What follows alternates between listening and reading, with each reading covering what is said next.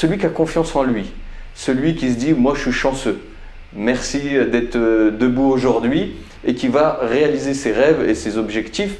Il va capter les opportunités que l'autre ne va pas capter. Un chercheur américain qui a essayé de répondre à cette question, à partir de combien on est heureux ou pas. Donc ce qui est ressorti, c'est 60 000 euros par an. Au-delà de ça, notre degré de bonheur ne change pas si on gagne 1 euro de plus. C'est vraiment ça, HPI? Ouais.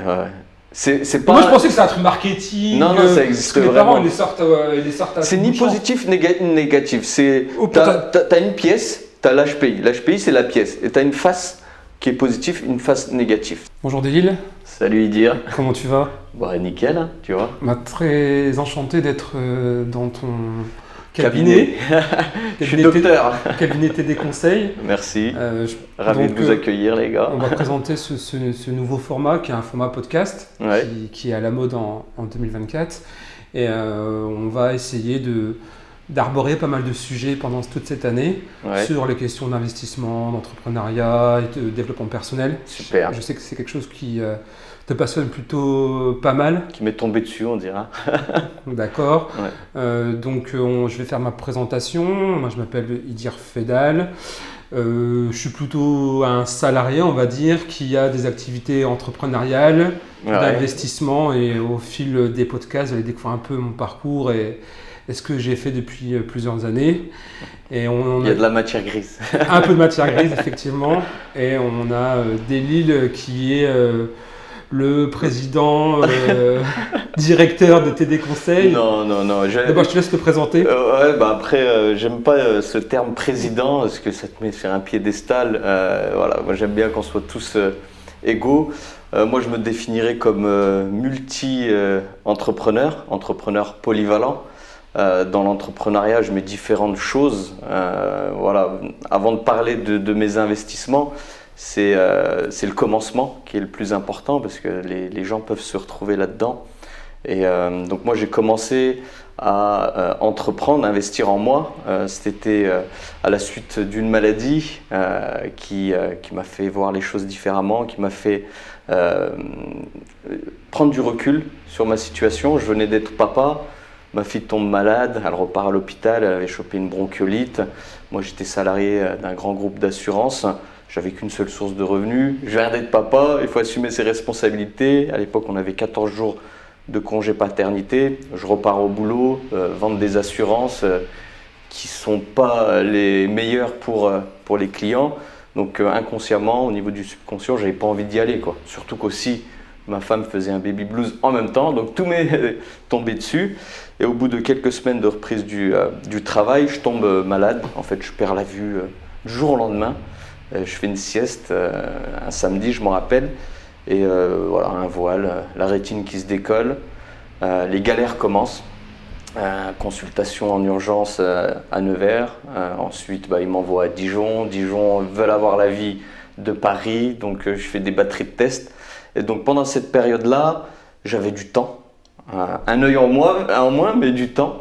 Donc en plus d'élever ma fille, donc je ne l'ai pas mis en crèche, j'ai pris assez de recul. Je devais rester 10 heures par jour la tête baissée. Autant dire que j'avais le temps de réfléchir sur comment j'en suis arrivé là. Donc là, c'est d'où est venue la création de TD Conseil. Le déclic. Parce qu'on a tous un déclic, j'en parle dans mon bouquin. C'est soit une souffrance, soit un plaisir qui nous fait faire ce qu'on fait au quotidien.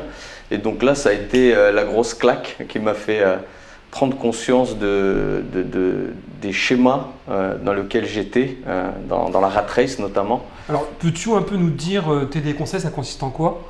C'est pas que TD Conseil. TD Conseil, c'est l'une de mes entreprises. C'est le commencement en fait. TD Conseil, je dirais, a débouché sur d'autres entreprises. On va en parler juste après. Mais TD Conseil, déjà, c'est mes initiales. Torg Ursule Delil. Conseil, pourquoi ? Parce que je voulais plus être du côté des entreprises et être du côté des clients. Mon adage, ma philosophie, c'est apprendre aux gens à pêcher plutôt que de leur donner le poisson. Donc ça, c'est ma philosophie. Voilà, au début, on a ce syndrome de l'imposteur, on a différentes problématiques qui fait que on ne capte pas nos vraies valeurs, notre talent. On a tous un talent en fait. Et je me suis dit, mais qu'est-ce que je sais faire ? J'ai travaillé en banque, en assurance, dans le bâtiment. mon père maçon à la retraite. Voilà, je suis en arrêt maladie, j'ai un maintien de salaire, j'ai mon crédit qui est payé. Qu'est-ce que je peux faire pour plus revivre ça? D'accord. Et c'est là que l'investissement est venu tout naturellement. Donc c'est du conseil en investissement.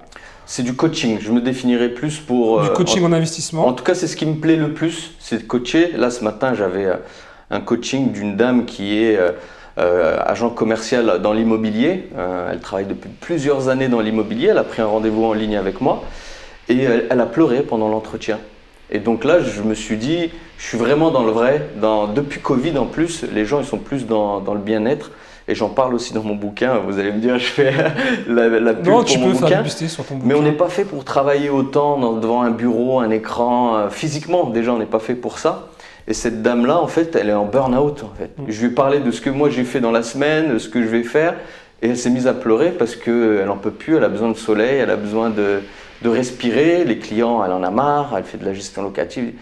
Et je me Donc suis tu dit, peux accompagner à la fois des professionnels de l'immobilier. C'est ça. Et aussi des particuliers qui se posent des questions et qui veulent aussi se lancer dans l'immobilier. Voilà, à contrario, hier soir à 17h, j'avais un rendez-vous de coaching aussi. C'est une jeune fille qui a 29 ans, qui veut investir.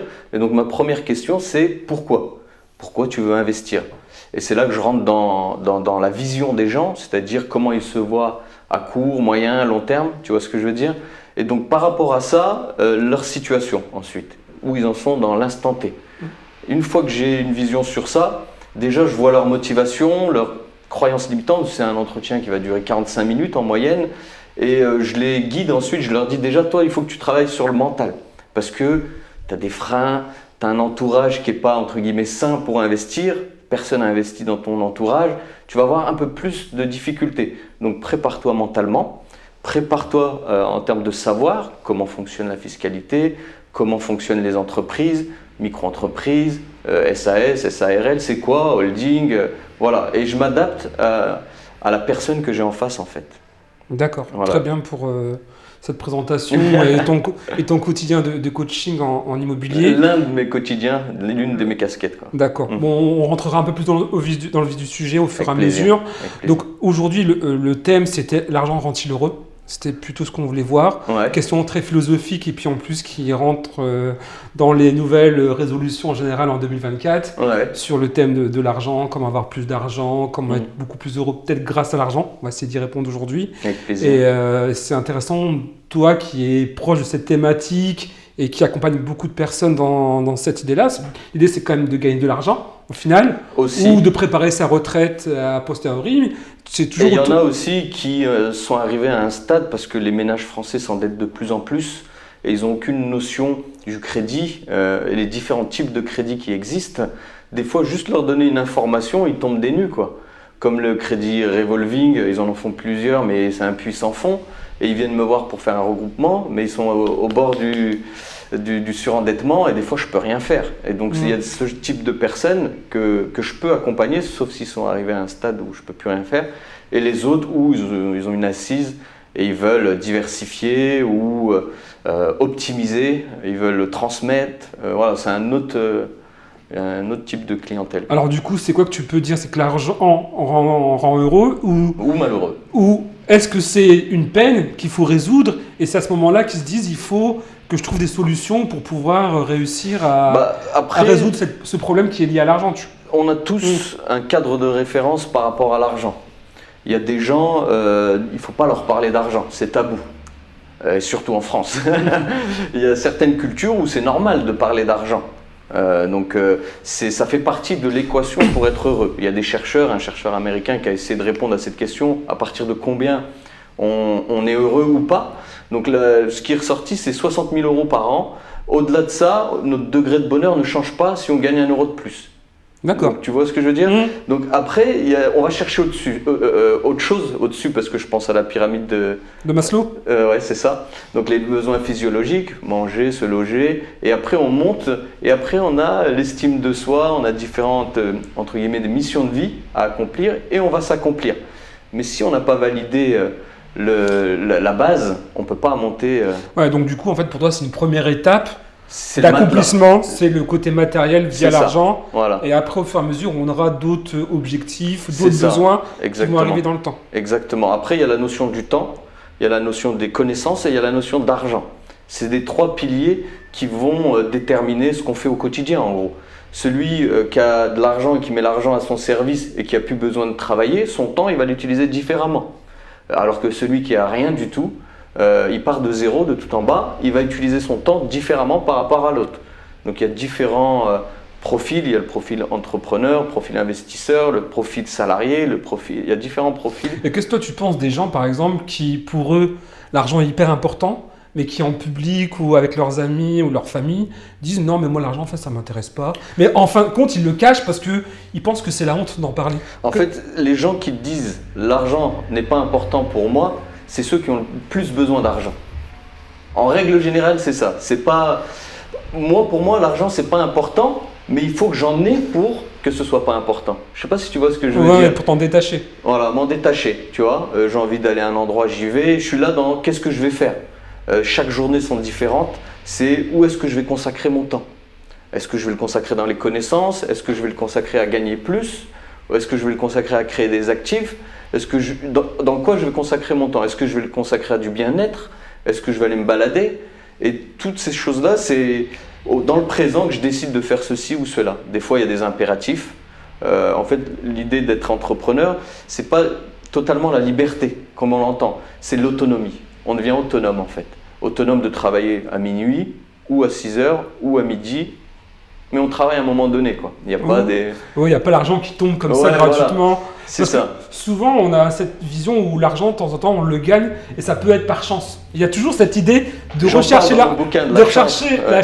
le fait. On dit souvent la personne elle a gagné de l'argent parce qu'elle a eu de la chance à un moment donné. C'est pas vrai ça. Qu'est-ce que tu penses par rapport à cette idée-là? En fait, j'en parle dans mon bouquin. Il y a une synthèse qui parle de la chance justement. Je crois que c'est encore un chercheur américain qui a essayé de répondre à cette question. Et il a fait un test sur 400 personnes environ. Et il leur a donné un journal, et dans ce journal-là, la consigne, c'était de compter le nombre de photos. Et il a fait un groupe de personnes qui se disent malchanceuses et un groupe de personnes qui se disent chanceuses. Et le constat, il était sans appel. Les personnes qui se disent non chanceuses, elles comptaient une à une les photos, alors qu'il y avait un encart qui disait qu'il y avait 45 photos. Et les personnes chanceuses l'ont vu plus rapidement que les personnes qui se disent non chanceuses. Donc ça revient à notre vie de tous les jours. Celui qui a confiance en lui, celui qui se dit « moi je suis chanceux, merci d'être debout aujourd'hui » et qui va réaliser ses rêves et ses objectifs, il va capter les opportunités que l'autre ne va pas capter. D'accord, ok. Donc c'est un peu un filtre, mais un mauvais filtre, un filtre un peu occultant en fait. En fait, chance. Le cerveau il fonctionne très bien, il ne comprend pas la négation. Il ne comprend pas je veux pas grossir, il ne comprend pas. Je veux perdre du poids, il comprend un peu mieux. Mais si tu dis je veux perdre 5 kilos, il va comprendre encore mieux. Donc il faut être précis et il faut s'envoyer des affirmations positives. Et si tu t'envoies que des messages négatifs, à râler, c'est à cause de l'autre, je vois des gens, mais après tu le ressens ces gens-là, tu vois, tu vois des gens, tu viens vers eux, tu vois déjà le visage, ils sont négatifs, ils ressassent le passé, c'est à cause des autres, c'est la politique, c'est Macron, c'est ceci, c'est cela. Mais au bout d'un moment, il faut regarder au niveau infiniment petit, comme on dit, au niveau local. Ouais, au niveau personnel. Qu'est-ce que je peux faire pour moi, pour ma famille, pour mon entourage, pour la communauté. Et au niveau, toi, tes clients ou des personnes que tu peux accompagner ou que tu peux rencontrer au niveau professionnel, quel est est-ce qu'il y a un élément en fait que tu retrouves à chaque fois, un aspect ou une personnalité? Est-ce qu'il y a des choses que tu vois souvent? J'attire les gens qui me ressemblent, donc c'est des gens qui sont beaucoup dans l'émotionnel, dans l'empathie, des gens qui ont souffert. Ah, t'es sensible du coup. Je suis sensible. Je suis un cœur d'artichaut. Je suis un cœur d'artichaut. Après, j'ai vécu certaines choses qui font que ça m'a endurci, mais je suis un être sensible. Il y a des gars, ils font style d'être des bonhommes, mais derrière, c'est des gros nounours. Ils ont peur la nuit, ils dorment avec la lumière allumée. Et je connais des gens, tu les vois comme ça, ils font gros dur, mais c'est des froussards, en gros. Mais voilà, c'est des gens qui ont vécu quelque chose, qui ont compris l'importance de l'argent pour se libérer de cette chose qu'ils ne souhaitent plus, en fait. D'accord. Ouais. J'avais juste une question en plus, c'est par rapport aussi souvent, on perçoit tous des salaires, hein, moi-même j'en perçois. Et du coup, souvent, on se compare avec son collègue, le salaire qu'on a, et on se pose la question. Et toi, pour toi, quel est le salaire de base qui fait qu'on est une personne qui vit dignement ou qui est riche ou... C'est quoi, toi, tes leviers en termes de chiffres? On a chacun une référence. Par exemple, si je te dis à toi et dire, c'est quoi pour toi rouler vite en voiture? Ça dépend Combien de kilomètres heure? Ça dépend où je suis, parce que si je suis sur la route, en centre-ville, 70 km, je suis rapide. Ouais. Et sur l'autoroute? Et sur l'autoroute, allez, 170. Moi, c'est 200 par exemple. Tu vois, on a tous nos cadres de référence sur c'est quoi gagner assez pour subvenir à nos besoins. Là, je te pose la question personnellement. Personnellement, moi, déjà, l'objectif, c'était de gagner autant que ce que je gagnais en tant que salarié. Donc, je l'ai atteint aujourd'hui. Et après, tu as le confort du temps, tu le consacres où tu veux. Parce que j'ai délégué, parce que je délègue. Et donc, le temps, après, je le consacre à créer de nouveaux business, créer de nouveaux actifs. Comme là, on est en train de créer.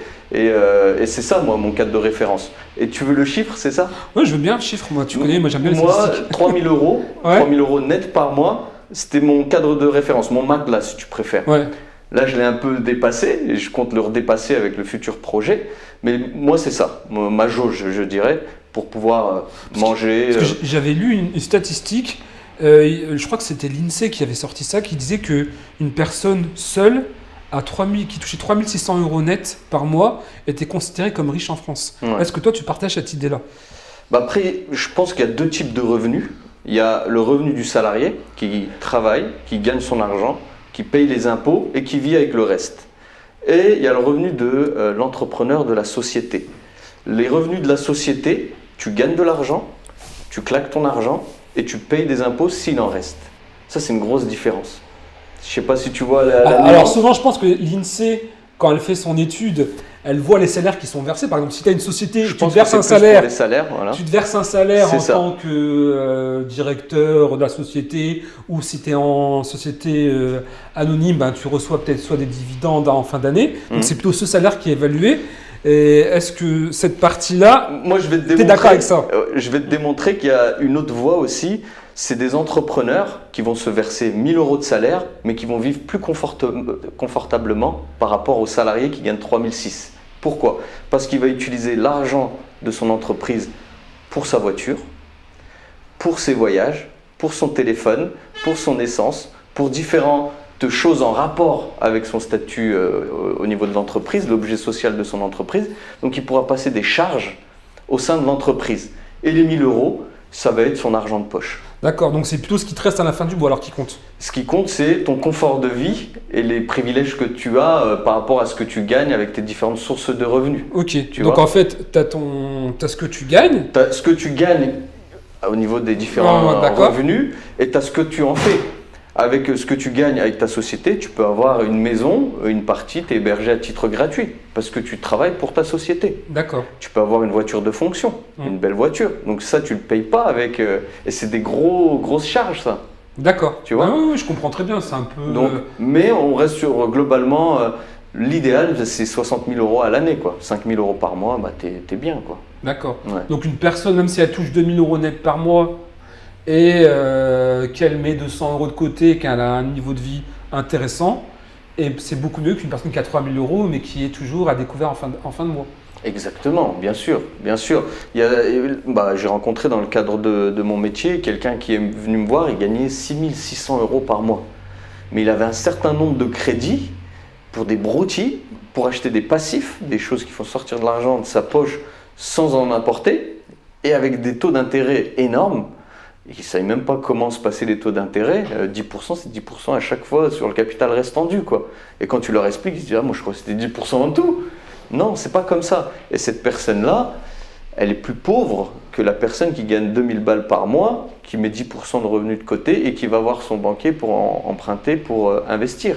Cette personne-là, qui gagne 6600 euros, elle ne peut même pas emprunter. Elle est là, elle est limite en surendettement, elle se ronge les ongles, elle est obligée d'aller travailler, elle n'a qu'une seule source de revenus. Je la plains plus que la personne qui est simpliste, qui n'est pas dans le matériel, dans le m'as-tu vu, qui est dans faire des expériences, être avec des gens qu'on aime, faire des choses, voilà. Donc avec cette personne-là, déjà tu as un travail pour faire changer le rapport à l'argent, déjà. Cette personne-là, je vais te dire la vérité, je perds pas trop de temps. Ah, pourquoi? Parce que en fait, elle est arrivée à un stade où je peux rien faire pour elle, sauf un regroupement de crédit, tu vois. Mais des fois, c'est pas possible.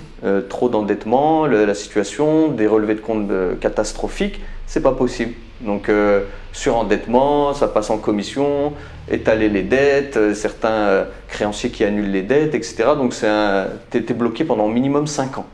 Et les autres personnes, elles, je me concentre sur elles parce qu'elles sont déjà motivées, elles sont renseignées sur l'argent, elles sont à un âge où il y a tout à faire. C'est un diamant brut et on le taille, on transmet. Ouais, donc en fait, ceux qui ont déjà des problèmes financiers, des problèmes au relation avec l'argent, toi tu dis le travail est beaucoup trop long pour que tu puisses intervenir. Elle vient vers moi pour un besoin, je ne peux pas répondre à ce besoin et je la laisse venir si elle a besoin d'autre chose. Mais c'est quelqu'un qui galère déjà, elle ne peut pas me payer pour le temps que je vais passer avec elle. Oui. Malheureusement, je ne peux rien faire. Elle aurait dû s'éduquer avant, elle aurait dû faire différemment.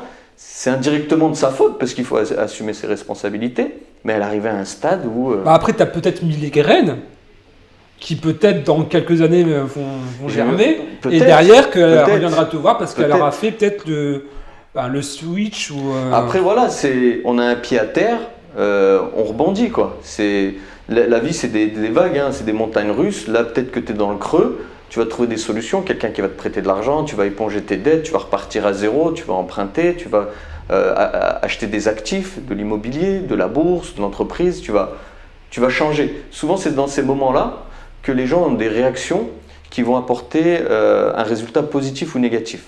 Moi, dans mon cas, c'était ma réaction qui a apporté des résultats positifs. Après, ça dépend comment elle réagit, la personne, et si elle est entourée, si elle arrive à rebondir. On a la chance d'être en France, il y a le chômage pendant 2 ans, si tu te fais virer. Bref, il y a moyen de s'en sortir, tu vois. Ouais, je vois très bien. Donc, après, moi, je te poserai une question, c'est comment, en fait, on peut aussi se détacher, en fait, parce que souvent, on dit souvent que l'argent, c'est pas important, mais souvent, tous les jours, on y pense, on a des éléments qui nous touchent. On a par exemple toute la politique qui est basée sur l'argent, la fiscalité, l'imposition. Et comment on peut se détacher un peu de ce problème qui est l'argent? Est-ce que tu as toi des petits conseils à En fait, il y a des étapes. La base, le socle, je dirais, c'est au moins avoir 6 mois de revenus de côté sur un livret A par exemple. Ça rapporte peu par rapport à d'autres investissements, mais ça c'est en cas de coup dur. Ça, tu l'as validé. Et même le jour où tu vas emprunter, le banquier va voir, il y a de l'épargne, c'est un bon petit soldat, c'est bien. Et après, ce qu'il y a au-dessus, tu l'investis. Donc, soit tu te constitues un apport pour pouvoir emprunter et profiter de l'effet de levier, soit tu crées une boîte, soit tu investis en bourse. Après, quand tu pars de zéro comme ça, l'idéal, c'est l'immobilier. Comme ça, tu vises du long terme. Plus le temps passe, plus ton capital s'amortit, plus le locataire paye ton loyer, plus tu t'enrichis. Et ensuite, en parallèle, quand tu fais du cash flow, tu investis un peu en bourse pour les études des enfants à moyen terme, pour tes besoins personnels et pour la transmission. Voilà, là, tu as plutôt donné la voie de l'investissement pour ceux qui veulent se mettre faire un petit matelas de sécurité et se détacher un peu. Ouais. Mais pour les personnes qui veulent rester salariées et qui ne veulent pas nécessairement rentrer dans l'investissement, est-ce que toi, tu aurais des conseils à leur donner par rapport peut-être à leur gestion financière ou à la façon dont ils consomment ou ils dépensent leur argent pour pouvoir un peu se détacher et puis limiter les coups durs? Si tu veux rester dans ta zone de confort, déjà félicitations. Donc déjà, il faut que tu regardes tes dépenses parce que plus le temps passe, moins tu vas gagner. Si tu veux pas investir, c'est ça. Si tu veux pas acheter d'immobilier, pas investir en bourse, en assurance vie, en ce que tu veux, l'inflation, elle va rogner ton salaire. Surtout en ce moment, l'inflation est hyper haute. On est d'accord. Donc, plus le temps va passer, plus il faudra que tu consommes moins cher. C'est la seule solution que j'ai. Tu supprimes tes abonnements, tu trouves d'autres alternatives, tu te prends des poules, tu as des œufs bio locales qui te coûtent que dalle et tu te démerdes à diminuer tes charges. Mais sinon, quoi qu'il arrive, il faut au minimum mettre de l'épargne de côté avec un rendement au-dessus ou égal à l'inflation. Minimum, tu vois. Ok. Donc après aussi, tu as cette partie, on dit que ton salaire est fixe, effectivement, et il faut diminuer tes charges parce que l'inflation va ranger ton épargne. Mais aussi, est-ce que évoluer dans son propre travail, ça peut être une solution? Aussi, oui. Se former pour avoir un meilleur poste, des meilleurs salaires, améliorer aussi sa négociation salariale auprès de son employeur. Ça, c'est aussi des solutions pour qu'il puisse évoluer parce qu'il y a des personnes qui voudraient être entrepreneurs. Pour eux, c'est trop dur d'aller tout de suite dans l'entrepreneuriat parce qu'ils ont une vie très cadrée, une vie de famille et ils ne peuvent pas se détacher de leur emploi. Et ça peut être aussi une solution de monter l'échelle, on va dire, salariale. Ouais, en fait, l'équation idéale, je pense que ce serait faire carrière, essayer de négocier le mieux possible son salaire et essayer en parallèle d'avoir diminué sa surcharge de travail, essayer de travailler intelligemment. Ça me fait penser au livre de Tim Ferriss, La semaine de 4 heures. La semaine de 4 heures, oui. Donc bien négocier son salaire et essayer d'avoir quelques jours en télétravail pour pouvoir prendre du temps pour soi parce que travailler 8 heures par jour, 10 heures par jour, être dans les transports en commun, à un moment donné on craque. Même des cadres arrivent à 40 ans, 50 ans et ils partent dans la campagne parce qu'ils en ont marre. Il faut être conscient de ça, que physiquement, psychologiquement, on n'est pas forcément fait pour une vie de bureau 10 heures par jour, quoi.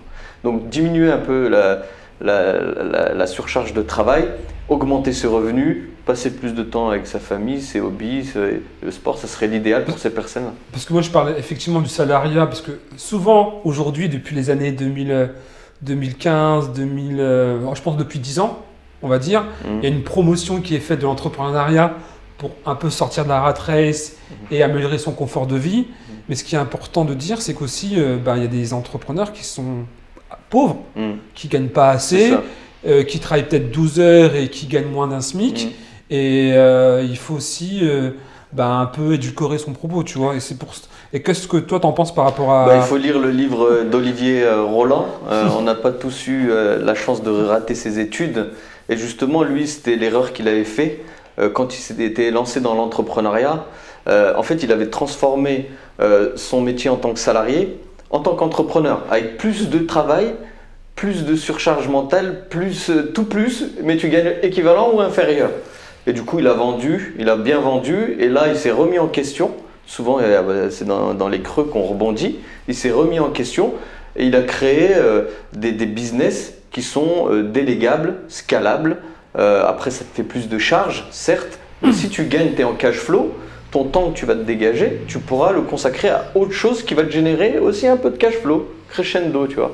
Après, ça, c'est plus la vision d'entrepreneur plutôt que de salarié, quoi. Et le fait de cumuler les deux, c'est-à-dire au début, tu commences en tant que salarié, tu te dégages du temps où, par exemple, tu te mets à 80%, puis après, tu crées ta boîte à côté, et puis tu essaies d'augmenter ta boîte, et puis au fur et à mesure, dès que tu as plus de temps, tu continues dans tes passions, tu continues dans ton apprentissage. En fait, c'est plutôt ma question, c'est est-ce que cumuler les deux, ça peut être aussi une solution intermédiaire? Par exemple, tu fais ta journée de 7 heures, 8 heures, tu rentres chez toi, tu travailles sur ta boîte, si tu peux, ou tu essaies de travailler en parallèle, ou tu fais une autre activité le week-end, je sais pas.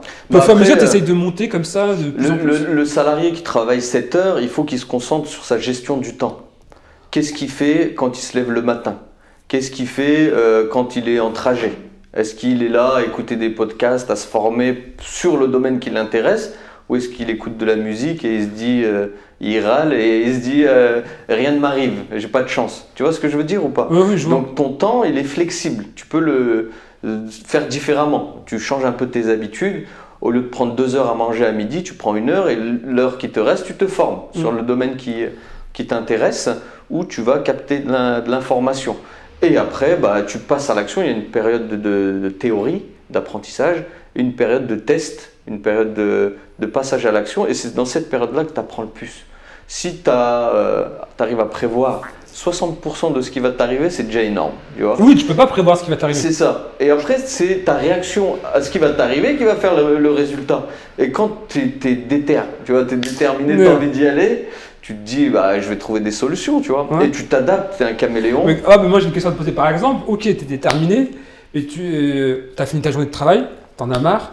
Et en plus, je sais pas, tu as tes amis, ils vont boire un coup dehors, où où il y a ta copine qui va te demander d'aller la voir parce qu'elle t'attend. Comment en fait tu vas aussi ne pas être influencé par ton environnement, ta famille, pour avoir cette motivation quotidienne pour continuer à travailler en parallèle sur ton entreprise. Je parle de moi. Je vais parler de moi et de ma manière de fonctionner. Ouais. Moi, je sais que j'ai des cycles, tu vois, comme les 4 saisons. J'ai des cycles, il y a des périodes où je vais charbonner, je vais être à fond, tête dans le guidon, il y a des travaux à faire, tac, tac, tac, je vais charbonner.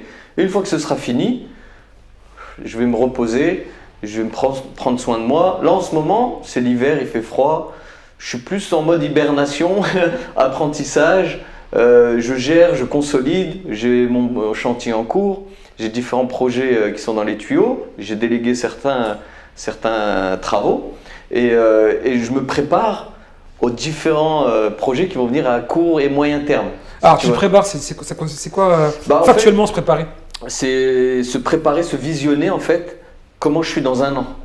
Ok, visualiser, ok. Je me visualise en termes de possession immobilière ou financière.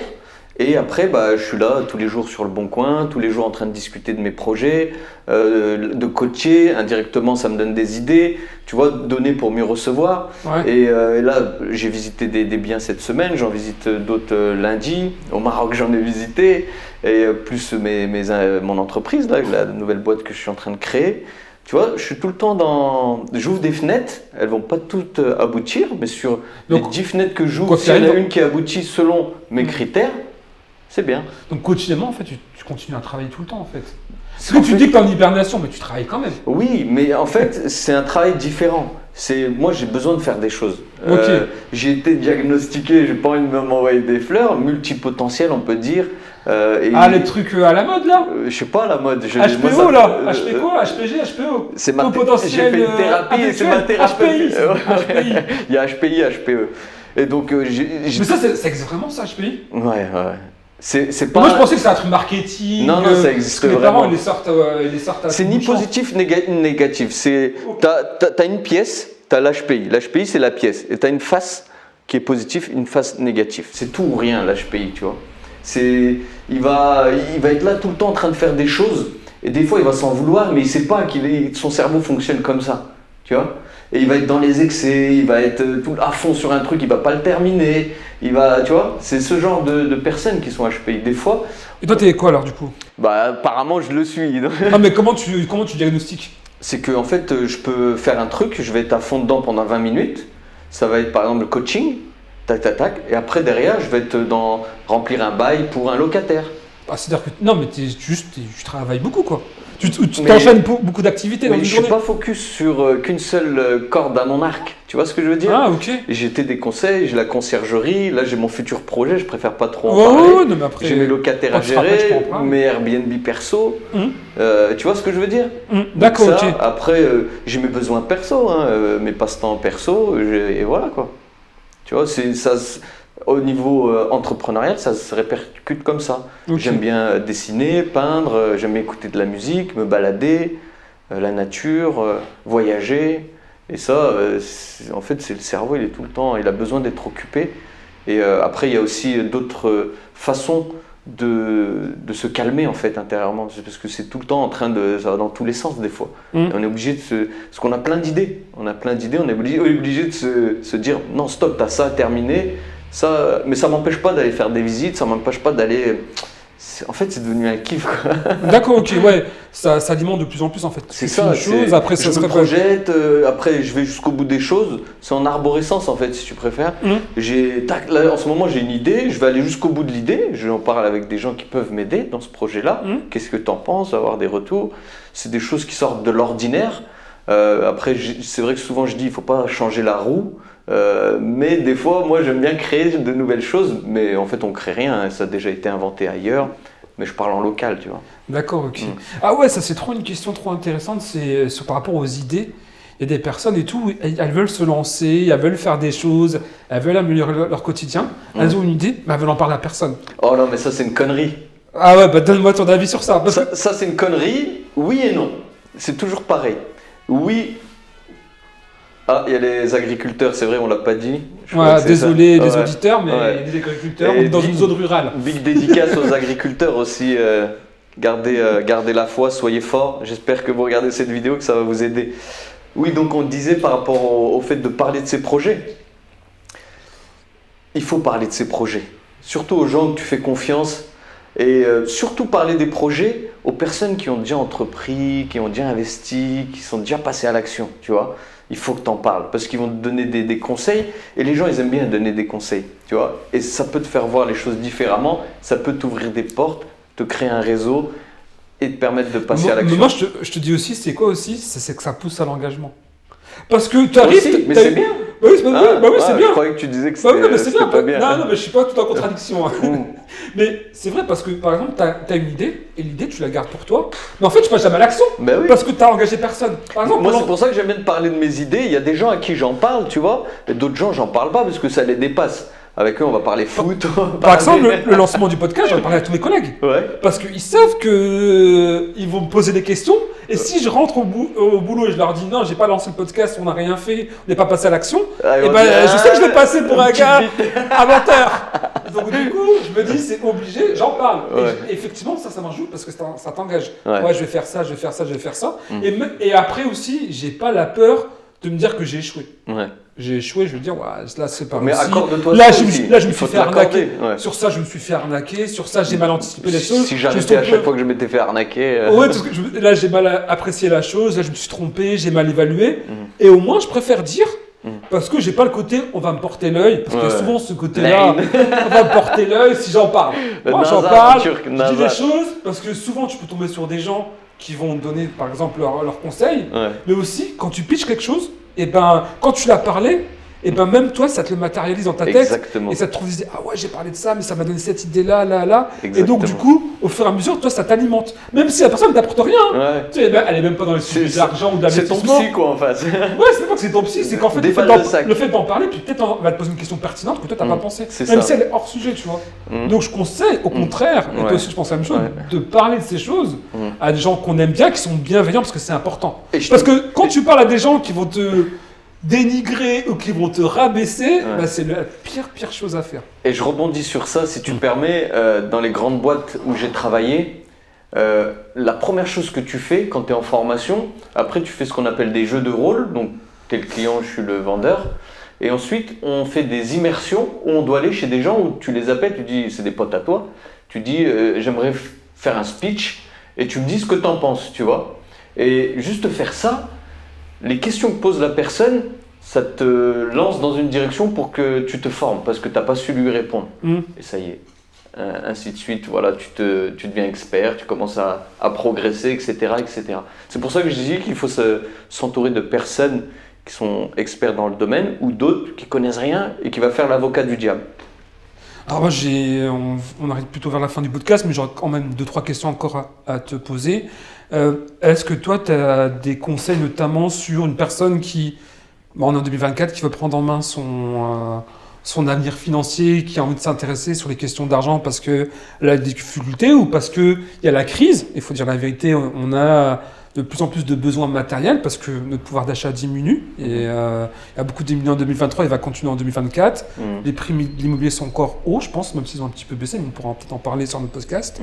Quel est le conseil toi, que tu peux donner à ces gens-là qui vont découvrir ce podcast, qui vont nous écouter, qui pourraient s'intéresser à ces questions-là? Déjà pour commencer, sans nécessairement aller voir déjà directement un conseiller en patrimoine comme tu es, mais d'aller voir aussi, faire ses premières recherches ou... Il faut avoir du bon sens, être pragmatique, respecter certains principes. Les principes, c'est entre guillemets simple, mais c'est acheter moins cher et vendre ou louer le plus cher possible. Donc ça, c'est les principes de l'investissement. Mais après, pour le budget de la famille, on prend le relevé de compte, on regarde et on se questionne et on se remémore. D'accord. Est-ce que ça c'était utile? J'en parle dans mon bouquin, la méthode Bisou, besoin immédiat. Il y a beaucoup de stimuli, je dirais, qui nous incitent à consommer, surtout avec la carte bancaire sans contact. Prends du cash, paye en cash, en physique. Tu vas voir que c'est pas pareil que payer avec la carte bancaire. Ensuite, mets de l'argent de côté, au moins 10%. Si tu veux mettre 50%, c'est encore mieux. forme-toi sur ce qui se fait depuis 100 ans et ce qui va exister dans 100 ans. Alors, se former, t'entends quoi? C'est regarder des vidéos, lire des livres? Vidéos, discuter, comme on l'a dit, avec des personnes qui investissent. Donc ça, déjà, c'est se former, ingurgiter la théorie, etc., les principes, comprendre la fiscalité, comment fonctionne le système, l'immobilier, les différentes catégories de revenus, comment tu es imposé, les sociétés, si tu as envie d'entreprendre. Hein. Après, si tu es salarié, c'est différent. Tu te renseignes, tu te formes, tu comprends, tu écris, tu dessines, tu te projettes, tu fais confiance à tes principes, à qui tu es. Et après, tu trouves des opportunités. Et les TikTok qui parlent d'argent et tout ça, les petits shorts TikTok, t'en penses quoi? C'est bien, je sais pas moi, après il faut connaître les personnes. Et après, est-ce que derrière il y a un vrai produit, il y a une vraie valeur ajoutée? Est-ce que ce qu'ils font payer aux clients est en corrélation par rapport à ce qu'ils apportent aux clients? Ou est-ce qu'ils apportent moins ou plus? L'idéal c'est d'apporter plus par rapport à ce que le client a payé, que ce soit d'un point de vue mental, psychologique, d'un point de vue financier, d'un point de vue personnel, d'aboutissement. Non, parce que je te dis ça parce que souvent maintenant TikTok c'est devenu la plateforme numéro 1 en termes de réseau social, parce qu'ils ont trouvé un algorithme en Chine qui était hyper puissant et qui captait énormément l'attention des gens, beaucoup plus que même les shorts Instagram ou YouTube. Ils essayent de les rattraper, mais c'est vraiment TikTok qui a la main sur ça. Et pas mal maintenant se met sur ces canaux. Les shorts quoi, les shorts, les réels. Et tu as beaucoup de jeunes notamment qui consomment maintenant des contenus, on va dire, éducatifs sur l'argent et sur la finance via ces shorts. Et par exemple, je prends l'exemple de ma sœur qui, elle, a découvert par exemple la crypto par TikTok. Moi, je lui en parle, je lui en parle tout le temps, je lui envoie des charts, et pas moyen. Mais vu qu'elle l'a vu par une influenceuse TikTok, qui lui ressemble entre guillemets, exactement, qui lui ressemble, et ça a résonné en elle, tu vois. Moi, je trouve que c'est bien directement si la personne est une personne de confiance, parce que moi, quand j'ai décidé d'entreprendre, je me suis reconnu à travers un mentor. Je dirais c'est mon mentor. J'ai payé sa formation, j'étais prêt à payer. Alors c'est qui ce mentor si on peut C'est Tami Cabage, parce qu'il est tombé malade, parce qu'il a eu différentes galères. Et à cette période de ma vie, je me retrouvais à travers son histoire. Donc j'ai pris sa formation, j'étais prêt à payer. Et c'est un exceptionnel investissement, pour moi en tout cas. Mais je ne suis pas tombé sur un vendeur de rêve. Je suis tombé sur quelqu'un qui a apporté plus que ce que j'ai payé. C'est pour ça que je te dis ça. C'est pas que sur un domaine précis, il y a du développement personnel, il y a de la finance, il y a de l'immobilier, j'ai pris toutes ces formations. Et il y a des quiz, j'étais rigoureux, tu vois, j'avais le temps, j'étais en arrêt de travail. Donc mon temps, j'ai fait confiance à lui et je l'ai consacré à 100%. Mieux vaut faire ça. Après, le risque, c'est de se faire arnaquer. Je me suis déjà fait arnaquer. J'avais pris une autre formation, ça n'avait pas duré longtemps, c'était de la merde. Ouais. C'est pas grave. Après, c'est pas souvent on peut pas dire ça que c'est une arnaque, c'est que de temps en temps, ça ne correspond pas. La qualité, elle n'est pas au rendez-vous. Ou c'était pas la bonne période. Et surtout, peut-être que le format ne te correspondait pas. Même des formations qui sont par des organismes de formation qui sont connus et légitimes, ces formations-là, elles ne sont pas nécessairement très très bien. Puis elles se vendent, et puis c'est des formations aussi, on va dire, diplômantes et qui ne sont pas nécessairement au top. Ils ont fait le cursus Calliope, CPF, tout le train-point, mais ça ne veut pas dire que la qualité qu'ils apportent, elle est plus que Tami Cabage par exemple. Parce que eux, ils ont respecté le jury, ce que demande le jury. C'est un peu scolaire, c'est un peu truc, ça ne correspond pas forcément à des gars comme moi. Tu vois. Moi, je préfère des gens qui ont 0 diplôme, qui ont connu la rue et aujourd'hui qui sont tout en haut, parce qu'ils vont t'apprendre plus que ces personnes-là qui ont fait l'école des bons élèves et qui rentrent dans les cases. Tu vois ce que je veux dire? Oui, après c'est les extrêmes, tu vois. Oui, après il y a des contenus qui sont plus théoriques, sur lesquels tu vas apprendre des choses théoriques et effectivement les personnes elles ont moins de temps qu'avant, elles ont pas de temps à consacrer sur la partie théorique, elles vont plus elles ont besoin par exemple de concepts pratiques, de choses qui sont faciles à appliquer rapidement. Donc c'est plutôt ça qui est maintenant recherché et il y a quand même des formations qui existent de plus en plus. Ouais. Après, je pense qu'à ce niveau-là, toi tu es plus rigoureux, plus pragmatique, tu es assez rigoureux par rapport à moi qui est plus dans l'action, agir et apprendre, tu vois. Des fois ça me brûle les ailes, mais toi, ce que j'aime bien chez toi, c'est que tu es réfléchi, tu vois. C'est ça qui est. J'ai pas l'impression. Qui est appréciable. Je te le dis. Voilà.